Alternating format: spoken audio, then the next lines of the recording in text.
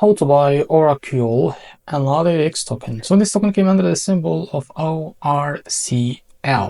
Now before we start, this is not financial advice or not professional or economic experts. So before investing in any project that you found on my channel, please do your own research.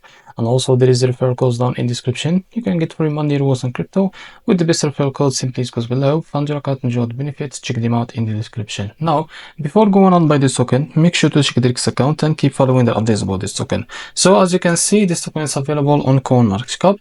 So here to be able to buy this token, click on markets and you will be able to find this exchange, Big X.